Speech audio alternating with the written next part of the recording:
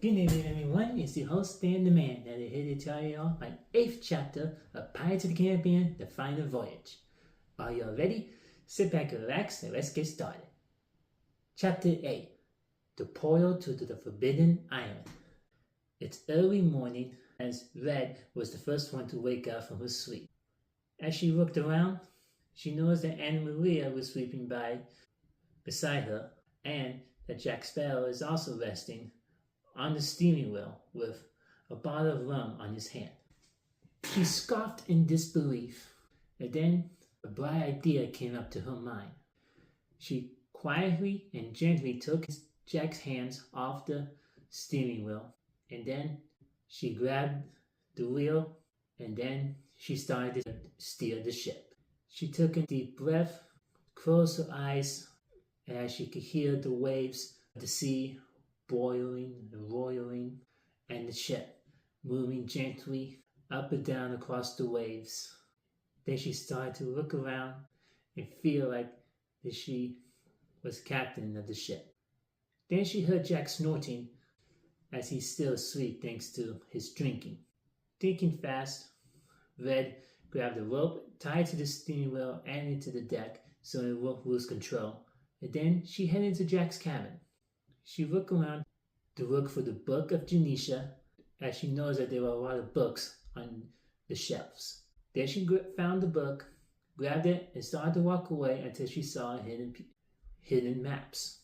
She bent down and looked at them, and then she saw that they were old pictures that she used to draw when she was a kid, with her and Jack Sparrow, teenager Jack Sparrow, holding hands together.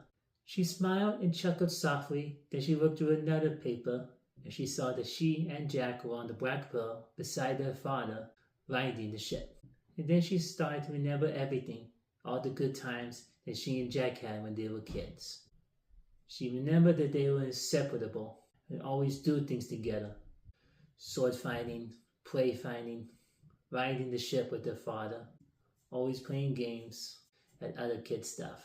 Then she remembered the tragedy when fate came, when Jack Sparrow left him so he could sail on his own adventures and find his own destiny. She tried to join Jack, but he refused to let her join him, saying that it's best if she stays here, watch over father and mother, and make sure nothing bad will happen to them. But then he promised her that she'll come back. And that was all Red remembered as she put everything away. Then, just as she was about to leave, she saw Jack Sparrow standing behind her. Realizing that she's been caught, Red tried to make an explanation, but then Jack said that there's no need. And then he said, as he looked through the papers that she was holding, "These were some good times we had together, weren't they, Red?" Then Red nodded and she said yes. Jack looked through the pages just like the same way Red did, and then he smiled softly as well, and then he said, "I did wanted to come back to come get you. Fate had a different plan for me." But then Jack Sparrow just dropped the pages, and then he grabbed the bottle of rum that he was holding in his hand and started drinking again. As they both walked out of the cabin, Red then said that we could try that again, try to have the connection that we used to have when we were kids. Puzzled, Jack looked at her and said, "Aren't we having a connection right now? I mean, look at us. You're on the Black Pearl like you always wanted, and we were going on an adventure just like that we always planned together since we were kids." Then Red looked at Jack and then she said, "Yes, it is, but this is different. This is a total different manner. We're trying to save the whole world from annihilation, and yet this is not quite the adventure I had in mind." Then Jack said, "Well, maybe after this, sister, we could have another different adventure together. Except when it comes to life and death situation, or saving the world type of thing. What do you say?" Red looked at Jack, and then she smiled and said, "I would like that." Then suddenly, just like it came out of nowhere, a huge dense fog came over the ship. Annamaria woke up from her sleep after she was starting to feel a little chilly. All three of them looked around and wondering what is happening and what is going on. Red whispered to Jack, and then she asked, "Are we getting close to the Forbidden Island?" Jack whispered back, and then he said, I'm not sure. This never happened before. They continued on in the fog, and then they saw a clearing. Jack steered the ship into that direction, and just like nothing bad had happened, they made it through. All of them were puzzled, and all started to laugh.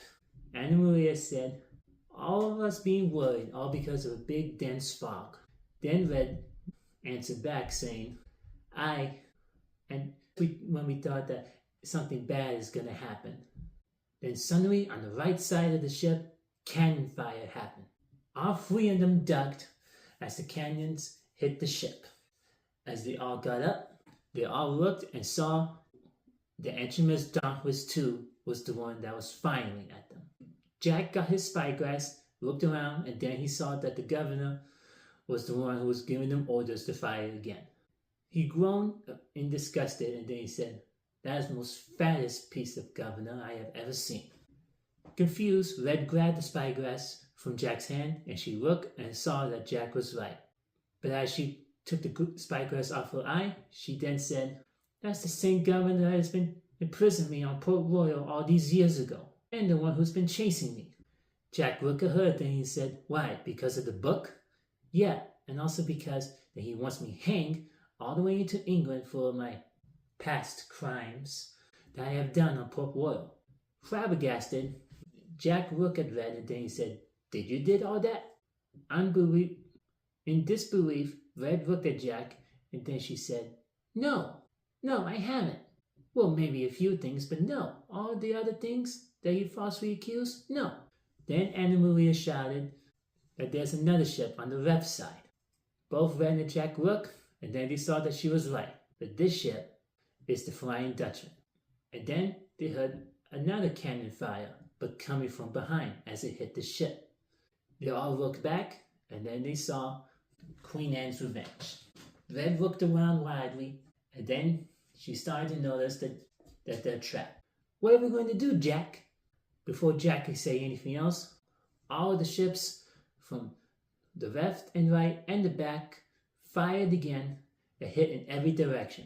Jack, Red, and Annamaria all ducked as cannon fire hit. Annamaria shouted back to Jack, and then she asked, Jack, what are we going to do? There's only 3 of us, and none of us can handle 3 ships alone at the same time. Starting to feel a little anxious, Jack was looking around widely. Then he looked to his compass, and the compass was pointing north. As Jack looked up, the same dense fog that has passed through before was in front of them again, but the fog moved away as cannon fire was happening. And then Jack squinted his eyes as he saw something far ahead. And far ahead, there were 2 giant mountain-like pieces, dangling together side by side. Red saw what Jack was looking, and then she asked, is that? Aye, Jack said. If my calculations are correct. You mean my calculations, Jack? Red interrupted, but Jack cut her off, and then he said that if we head in that direction, that is where we'll find the Forbidden Island. Annamaria then asked her, how do you know those 2 rocks will lead us to the island? Red then answered back and said, that's because it says it on the book. After the island was destroyed, all that was left was 2 gigantic mountain-like rocks dangling side by side. Jack looked through his spyglass again on the Flying Dutchman, and then, with his horrific fright, he saw Davy Jones staring right at him. And then, as he put the spyglass again away, Davy Jones was on the black pearl. Jack took a step back, and Red was ready to fight Davy Jones along with Annamaria by her side as Davy Jones was ready to attack. Cannon fire on the Queen Anne's Revenge and the Dauntless II kept on firing, and they knocked everyone off balance.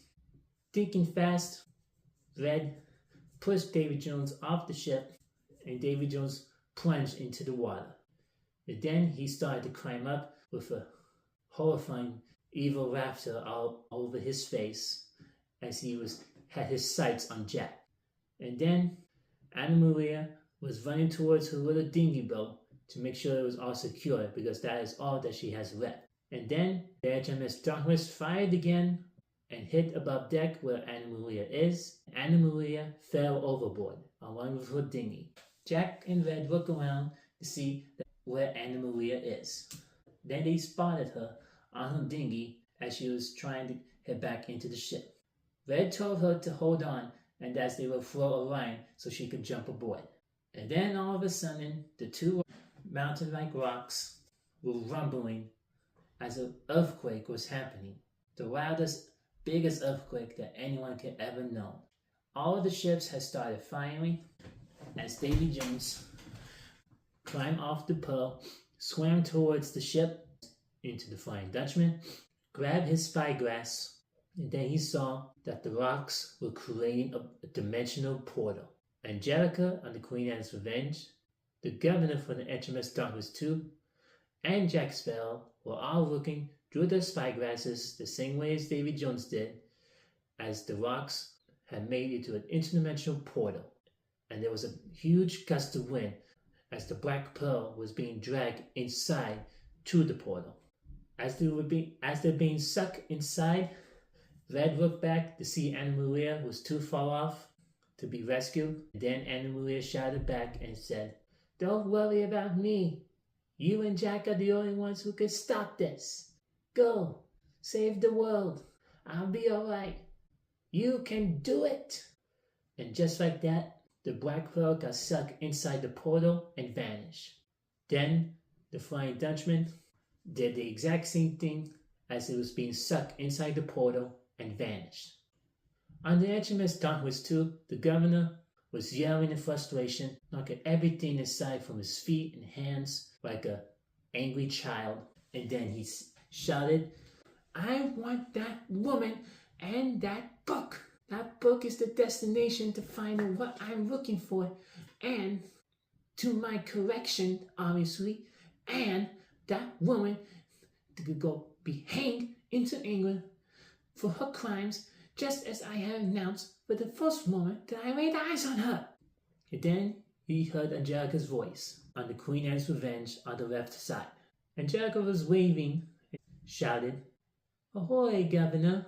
Seems to me that whoever it was that you lost on that ship, you have lost entirely. And as far as I can tell, whatever it is that you want to go inside that portal to whatever you're looking for, you're not going to get it." And then Angelica raised her arm and shouted fire. And in front of the ship, huge flames had busted out, heading towards the HMS Dauntless II. And then, below deck, gunpowder was exploding, and the whole ship exploded. As everyone above deck was trying to abandon ship, the governor was whining, was whimpering in horror. As he looked around and noticed that he was the last one on the ship, he then whispered himself, "Oh dear." And then the whole ship exploded. All that was left there floating on the sea was burning wood.